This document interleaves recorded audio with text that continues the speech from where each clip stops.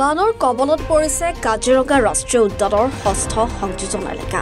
ব্ৰহ্মপুত্ৰৰ উত্তৰ পাৰে থকা তথা জামুগুৰিহাটৰ দক্ষিণাঞ্চলত অৱস্থিত কাজিৰঙা ৰাষ্ট্ৰীয় উদ্যানৰ ৬ষ্ঠ সংযোজন এলেকাৰ এতিয়া ৪০% অঞ্চলেই জলমগ্ন হৈ পৰিছে।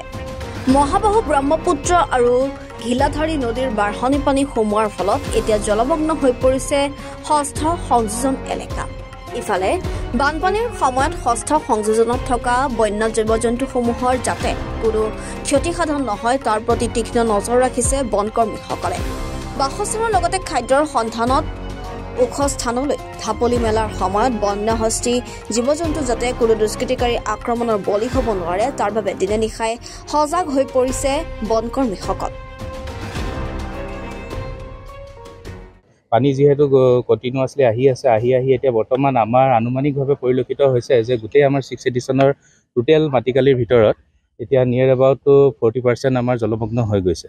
অৰিপাল কেম্পত নিয়েৰ এবাউট 0.5 মিটাৰৰ তলত জলমগ্ন হৈছে কেম্পটো, আৰু বাকী আপোনাৰ সন্মুখৰ আৰু পিছফালৰ অংশখিনি জলমগ্ন হৈয়ে আছে। লগতে আমাৰ এই খিলডুবি কেম্পৰ এই মুখৰ অংশখিনি জলমগ্ন হৈছে আৰু ইফালে ভিতৰলৈও হৈছে।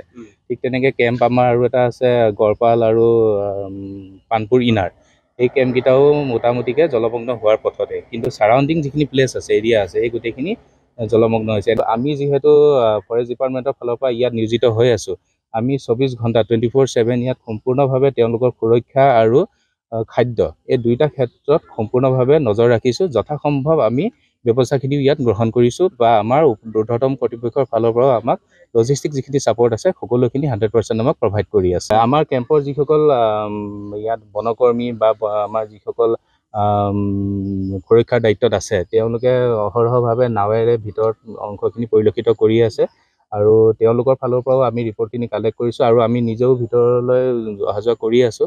আৰু যিহেতু আমাৰ এইটো এটা ফ্ৰিঞ্জ এৰিয়া, এই মথাউৰিটো আমাৰ খুব দাঁতিকাষৰীয়া অঞ্চল, সিফালে আমাৰ ৰেভিনিউ প্লেচ আৰম্ভ হয়, গতিকে আৰু ইফালে আপোনাৰ ব্ৰহ্মপুত্ৰখন আছে।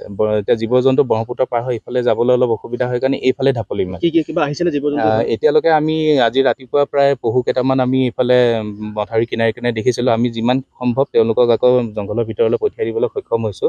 আৰু বন্যহস্তী আহে ৰাতি, বন্যহস্তীসকলকো আমি যথাসম্ভৱ যেনেকৈ হয় সুপৰিকল্পিতভাৱে তেওঁলোককো আমি যিখিনি ঠাইৰ মাজেদি মানে জংঘললৈ যাব পাৰে সেই অঞ্চলেদি আকৌ ভিতৰলৈ পঠিয়াই দিবলৈ চেষ্টা কৰিছোঁ বা সফলো হৈছোঁ বৰ্তমানলৈকে।